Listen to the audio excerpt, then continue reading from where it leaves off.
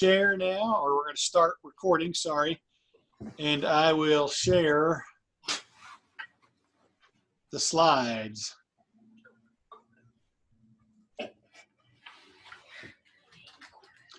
And so once again, I ask you, are they up where you can see them? Yep.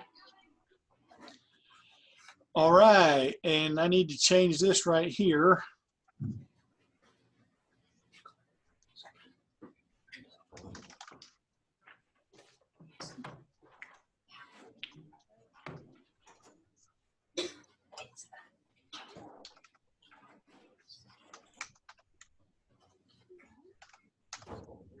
Yay.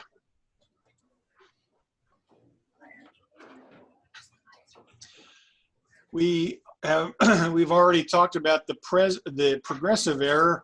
Now we're going to look at the three presidents who were the leaders of our country during the progressive era. Teddy, William, and Woodrow. These are, even though the progressive era it started in 1890, the two presidents before Teddy did not really consider themselves progressives.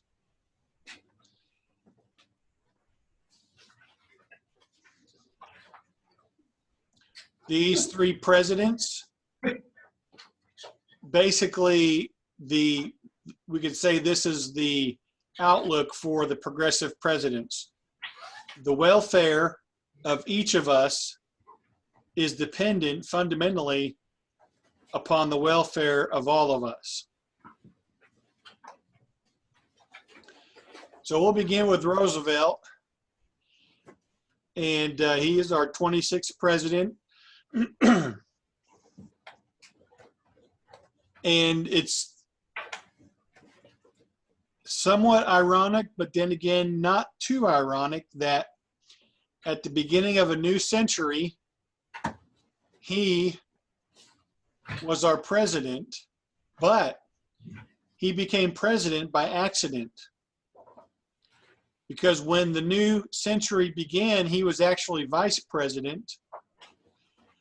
And President McKinley was shot, and Teddy became president basically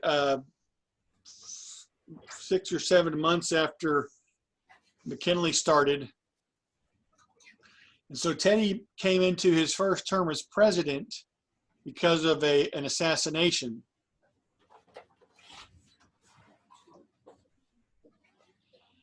We can summarize Teddy's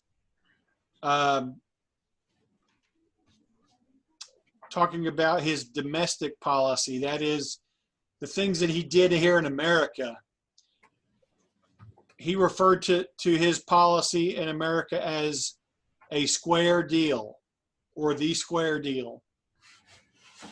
So remember that. Remember the square deal. And we will talk about it here in a little bit. Just a few more things about Teddy. When he became president, he was 42 years old, and he was the youngest president until John F. Kennedy became president. He was a Republican who came from an upper class family. He had privilege, but he really was a man who fought for and supported the common people of America. And with the beginning of the century and progressivism starting to really take hold, Teddy, and then his style of leadership, he really changed the way the presidency was approached.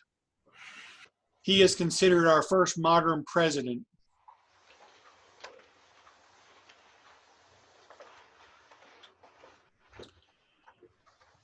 Before Teddy, most presidents looked at the office of president as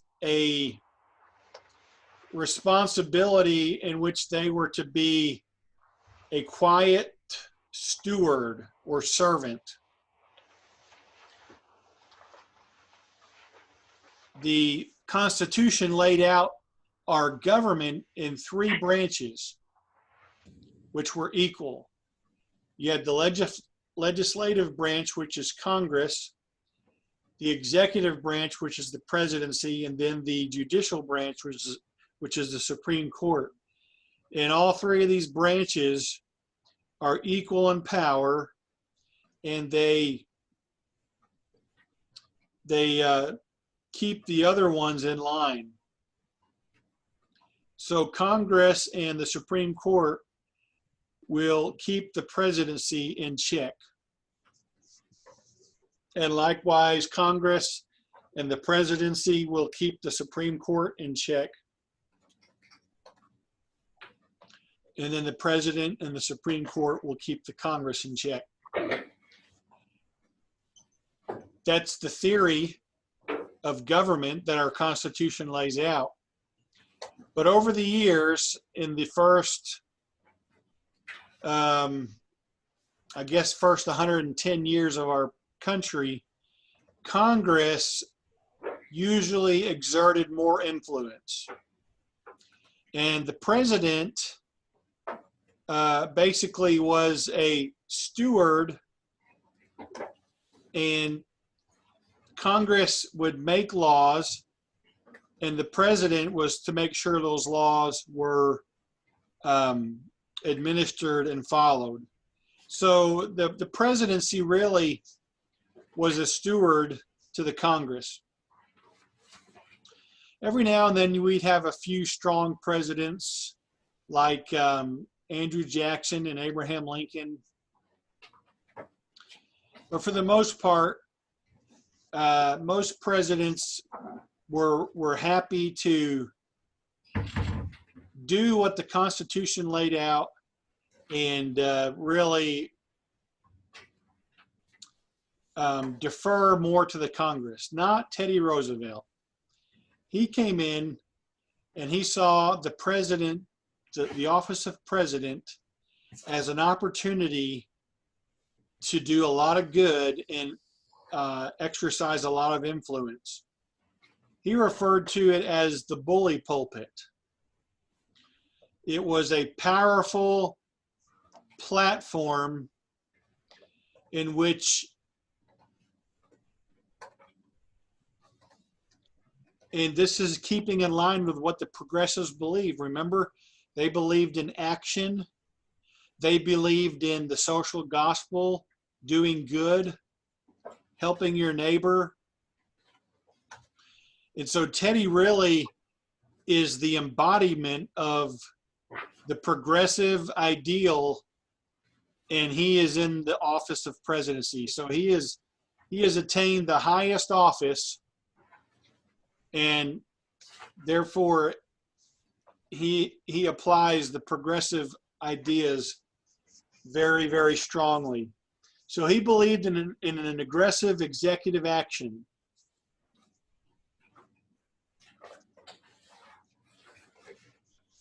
You will see on page 745 the 3 C's. That's not like the Pacific Ocean and the Atlantic Ocean, not those kind of C's, but the letter C. The 3 C's of Teddy's square deal. And I don't have them up yet, but I will get that added today and have these slides on the webpage. But the 3 C's were control of corporations, conservation of natural resources, and consumer protection. You need to know this for the exam. These 3 C's make up Roosevelt's square deal.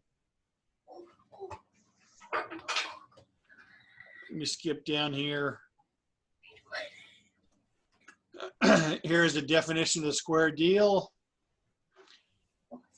Roosevelt believed that the needs of workers, business, and consumers should be balanced. And therefore, you need to control or limit big corporations or trusts. You need to protect American consumers. And so he promoted public health and safety, and also improved working conditions. And then it should be up here. I'll get it added on here. Take care of our natural resources like our beautiful forests and our lakes and our rivers. He really believed that those things were a very, very valuable treasure that America should take care of.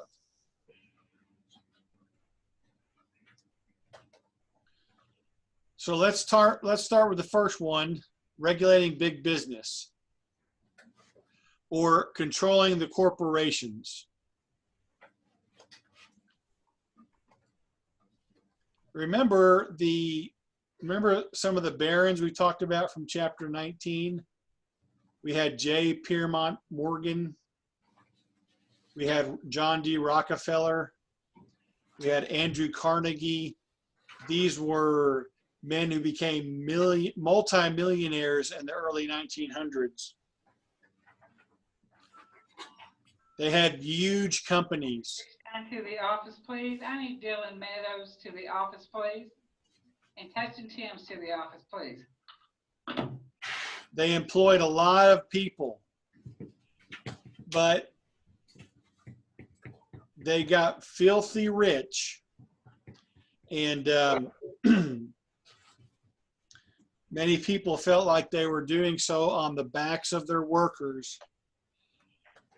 Teddy wanted to work for a square deal that would help the working people and not penalize those who own these businesses. On the one hand, he didn't want the owners to take advantage of people, but on the other hand, he also knew that people who own businesses, started businesses, they were, they deserved more of the profit since they had put the money in to start the business and hired people and paid them and all those things. So he wanted to have a square deal for everybody. He became known as a trust buster. A trust is a huge company that basically has a monopoly on whatever the product is. For example, the Standard Oil Company or the Standard Gas Company was a huge trust that monopolized the gas and oil field. And a lot of times they would buy up and eliminate all these smaller companies, and they would exploit the workers who worked for them. So Teddy became known as a trust buster. There is a popular cartoon about Teddy killing the trusts. Remember the story about he would not kill the bear that was tied up? If you can read that, it says good trusts. Teddy was not against trusts.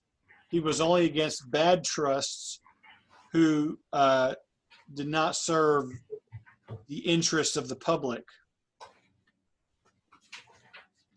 During his time as president, he approved about 25 antitrust suits against huge corporations. Teddy wanted the government to regulate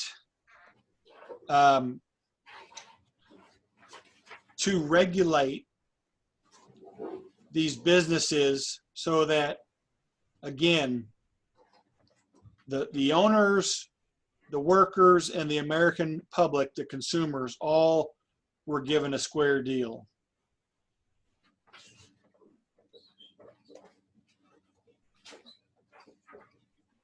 Please know these two acts that were passed during his presidency.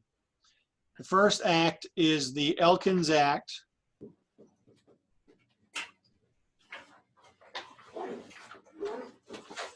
And it was passed in 1903. And what this did was, what railroad companies had been doing was they had been giving rebates to their highest paying customers. And these were secret rebates, but what they actually were was they were a cash kickback. So if you were, let's say you were a businessman who owned a lumber company in New York City, and you used the railroad, let's say you used the Western Union Railroad to ship out your lumber from New York City to San Francisco, and you were one of the biggest customers that Western Union Railroad had.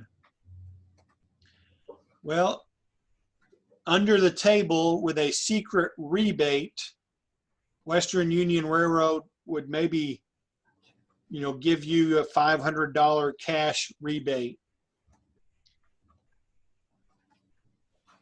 Teddy had this Elkins Act passed, which prohibited railroad companies from doing that.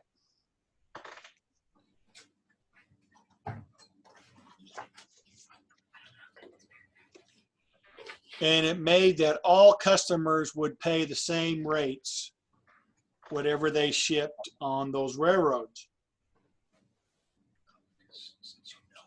So that was 1903. In 1906, another piece of legislation was passed. And you can see there it's called the Hepburn Act.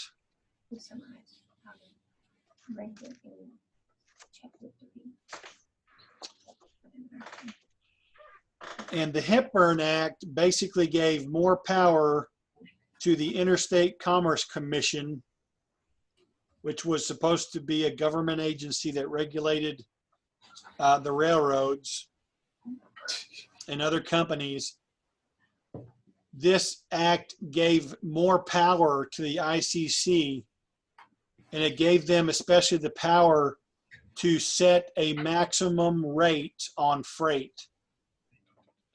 So let's say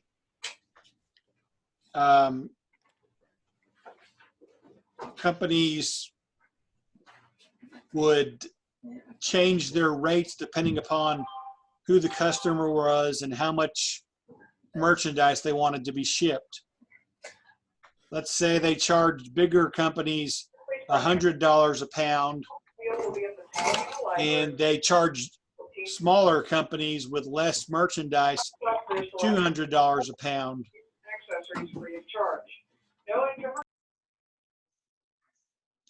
The Hepburn Act said, no, everybody will pay the same maximum rate, $150 a pound. It doesn't matter how big the company is or isn't. They're all going to pay the same maximum freight rate.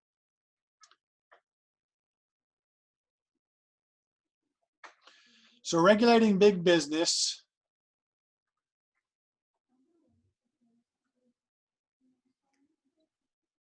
Another important aspect of Teddy, and this is one of your assignments, was about the Teddy felt like as the president, he could be a referee, or he could be a mediator or an arbitrator to help settle disputes between big businesses and workers. And the 1902 coal strike is the example that we want to look at. This is basically what the term square deal came from.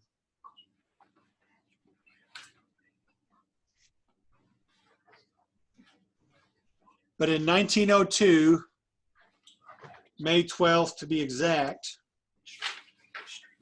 150,000 coal miners went on strike in Pennsylvania and West Virginia. They wanted a 20% raise. They wanted their workday to be reduced from 10 hours to 9 hours. And they wanted their company, excuse me, excuse me a second.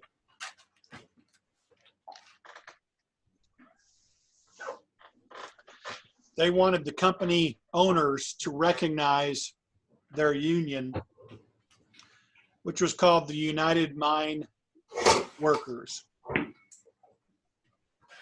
So this happened on May 12th, 1902. The owner said, no, we're not giving you a raise.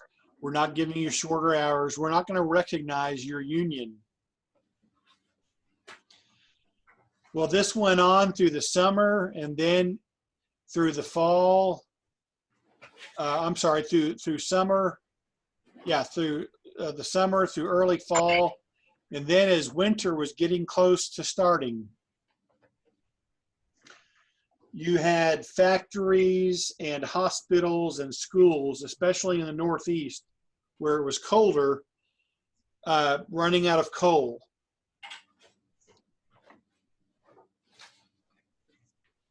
Teddy got tired of the unwillingness of both sides to come together. So he brought in the owners and he brought in the representatives of the union to the White House so that they could sit down and work this out.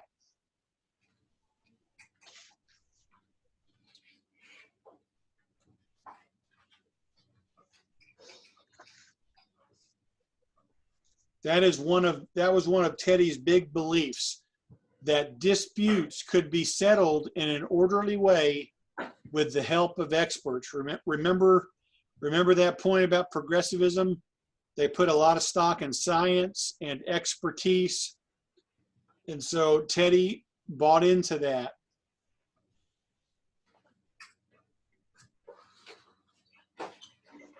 Kind of like what I'm calling a Shrek strategy. You all familiar with Shrek? Can't we just settle this over the paint? So that's what Teddy wanted to do. Bring them together, settle it over a pint. Actually, he probably wouldn't have had beer in there, but I think President Obama did this a couple of years ago. He brought a policeman in and a guy who had been arrested, and they sat down and had a beer together. But anyway, Teddy brought him in, and the owners would not budge.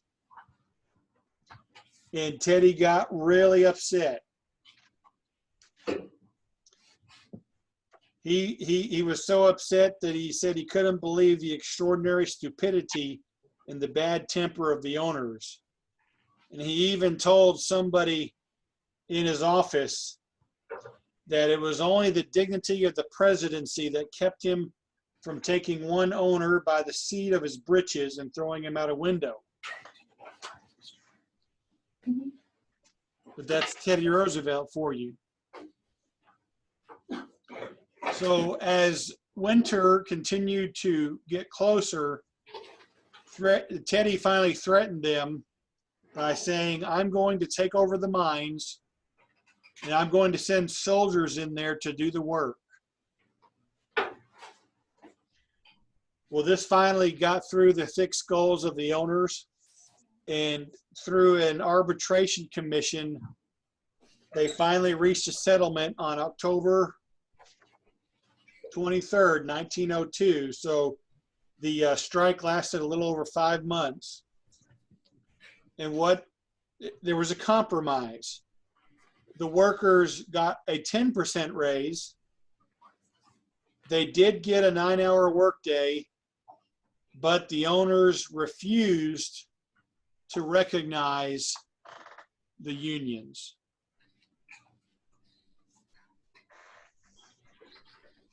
Out of this came a new principle, and this is one of the reasons why Roosevelt is considered one who has shaped the modern presidency. But the new principle was that the federal government was now expected to intervene whenever there was a strike that threatened the public welfare.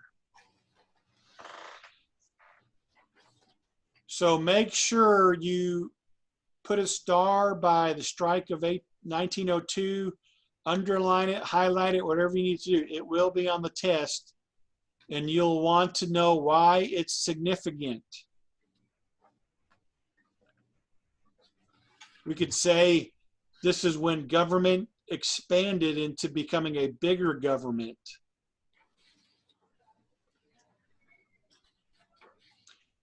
And again, this is the origin of the square deal. All right, moving on. We want to get through with this.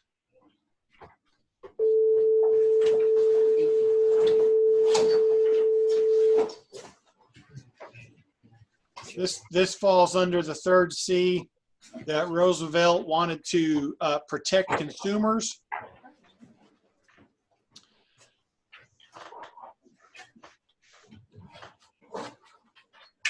Remember the journalists who are called muckrakers? They're the ones who basically, here's Teddy with a rake, raking through the muck. And the muckrakers had a good, they were good for a very important reason. They would expose corruption in politics and in businesses. And they were starting to expose some of the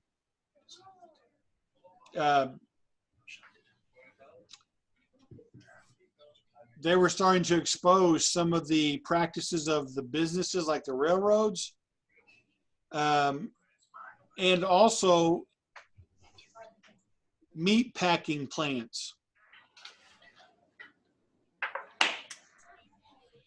Now in 1906, make sure I'm right on that.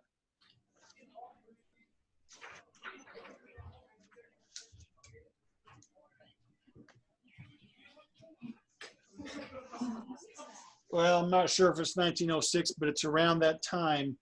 This is on page 748 in your textbook.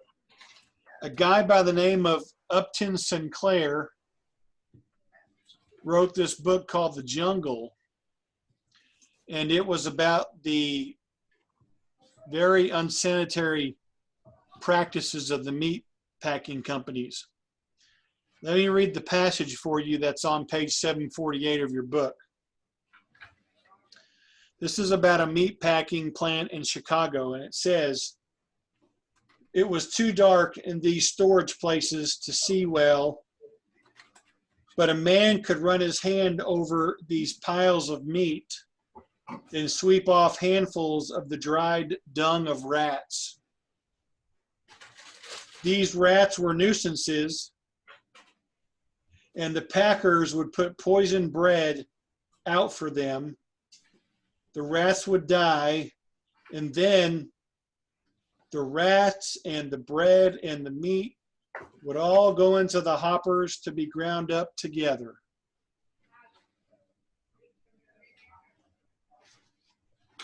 I can only quote Ace Ventura, "Yummy."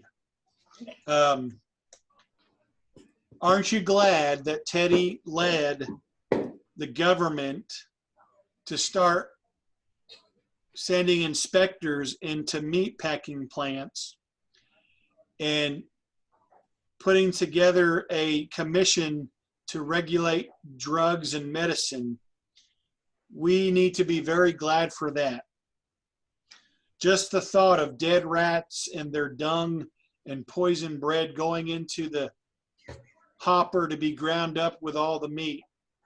That's just, woo.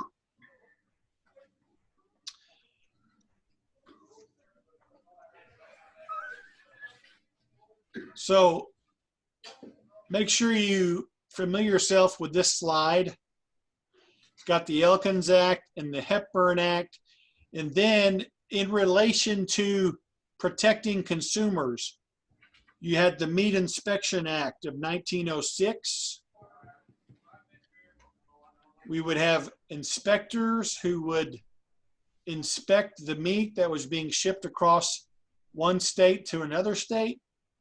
And then we had the the Pure Food and Drug Act, also in 1906. Now here's some other things that were happening in these food plants. People who sold chickens. Are there any chicken plants in your area? Yes. You know there are. Okay. Back then, chicken sellers would put formaldehyde, which is used by funeral home directors to put in dead bodies. But chicken sellers would put them in old eggs back then to cover up that odor of rotten egg. And so consumers were basically tricked into buying tainted food that they thought was healthy. So thank the Lord for Teddy's aggressive work in this area.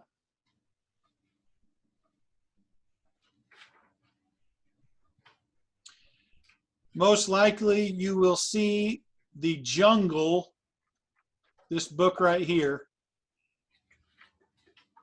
either on the next quiz.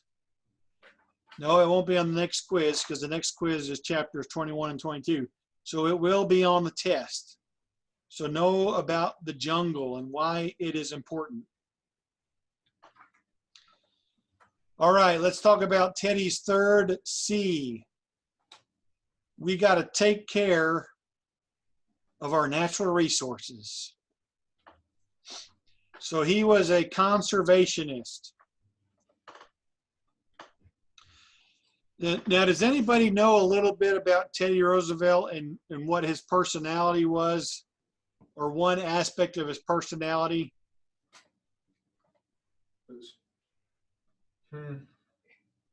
That would be significant or relevant to this point? Kind of a doer, I guess. He was a doer, but specifically concerning the environment.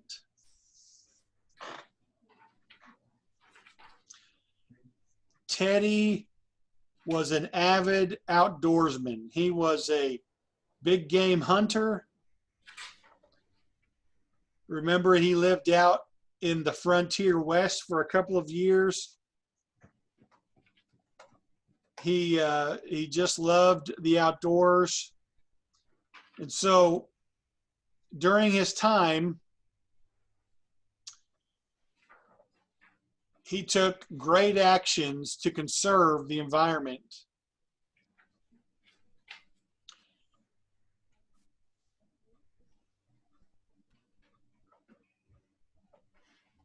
Before he came in,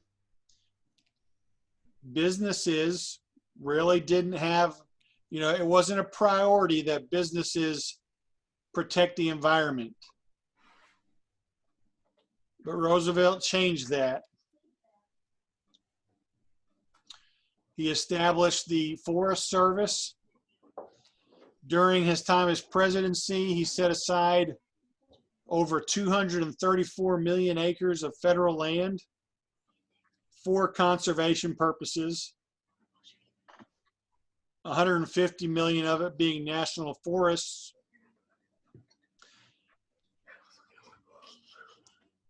He created 50 federal wildlife refuges. He approved of 5 new national parks. He approved of 51 federal bird sanctuaries, and he designated 18 national monuments, such as the Grand Canyon. During this time, Yellowstone National Park was created.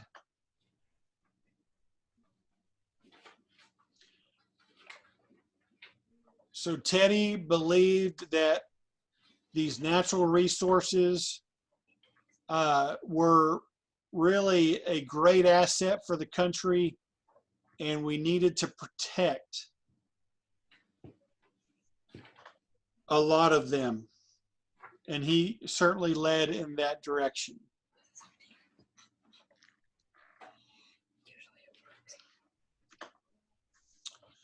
All right, we're going to finish up with Grant today. There's not much about Grant because Grant is basically the probably the weakest of the 3 progressive presidents.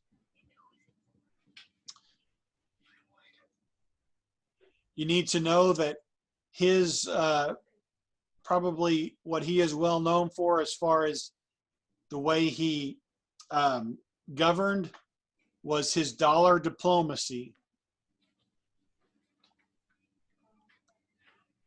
But Taft was a Republican. He was a good friend of Roosevelt, and Roosevelt handpicked him to be his successor.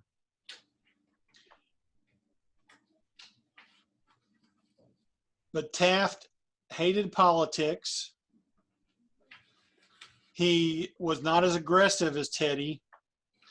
And probably the biggest problem for him, or one of the biggest problems, was that he followed Teddy. Whoever followed Teddy Roosevelt was not going to be an easy task. But Taft did do a lot of things, a lot of progressive things. You can read about those in your textbook. He created a couple of bureaus. He even added more land than Roosevelt had done, or national parks, I'm not sure. But he did do a lot of progressive legislation. But he and Teddy eventually became opponents. He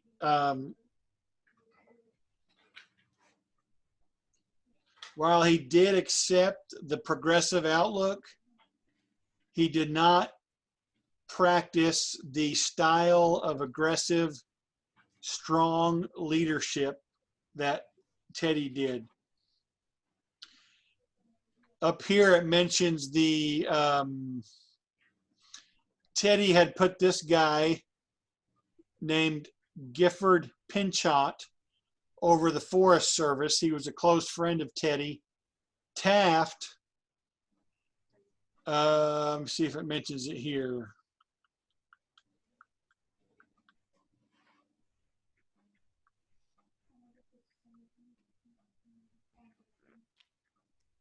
Doesn't mention it, but Taft basically fired Pinchot, and he still put in a progressive over the Forest Service, but that really upset Teddy.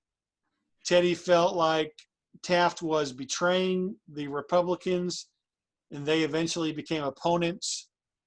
Teddy came back from his big African safari where he was down there for a year, and he ran again in 1912 against Taft. He split the Republican Party and started what was called the Progressive Party, sometimes called the Bull Moose Party. Here's a difference between their diplomacy. Remember, Teddy practiced big stick diplomacy, speak softly and carry a big stick. Taft believed in dollar diplomacy, This was basically summed up where you substitute dollars for bullets. You try to sway an enemy or an opponent through economic influence and not military force. And so Taft, that's what he did. He tried to get banks and financiers to invest in smaller and weaker nations' economies.